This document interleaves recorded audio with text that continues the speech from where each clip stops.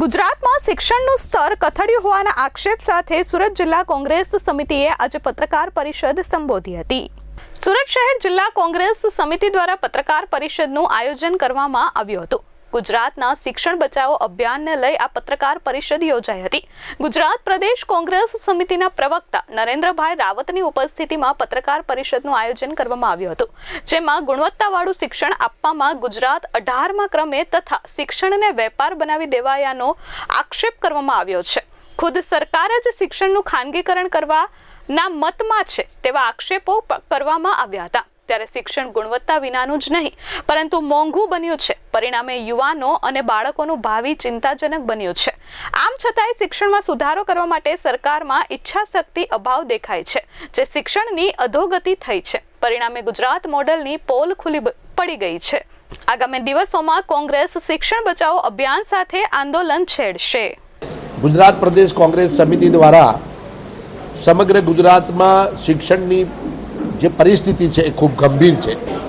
ભ્રષ્ટાચાર હોય, શિક્ષણની ગુણવત્તા હોય, જે પ્રકારે એપોઇન્ટમેન્ટ હોય કે સેલ્ફ ફાઇનાન્સ કોલેજો દ્વારા જે પ્રકારે લૂંટ થતી હોય, આ સિવાય તમામ પ્રશ્નો બાબતે ચિંતા વ્યક્ત કરી સમગ્ર ગુજરાતના તમામ શહેરોમાં આંદોલન કરવાના ભાગરૂપે શિક્ષણ બચાવો અભિયાન શરૂ કરવાનો નિર્ણય લીધો છે।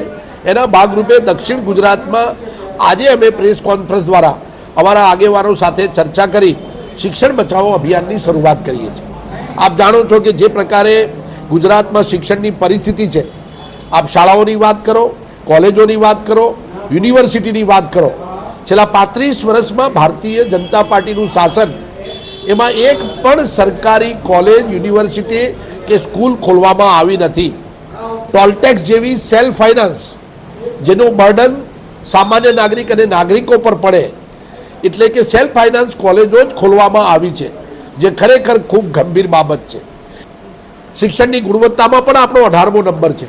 ગુજરાતની અંદર યુનિવર્સિટીઓની અંદર સરકારે જે પ્રકારની ભરતી કાયમી થવી જોઈએ એની જગ્યાએ એડહોક અને કોન્ટ્રાક્ટ સિસ્ટમથી કરીને શિક્ષણનું ધનોત્પન્ન કરી દીધું છે। હમણાં સુરત વડોદરા ખાતે જે વિજય શ્રીવાસ્તવ કરના વાઇસ ચાન્સેલરની ડિગ્રી જ ખોટી છે, જે આજના પેપરના માધ્યમો પણ આવ્યું છે। Bureau report S24 news Surat.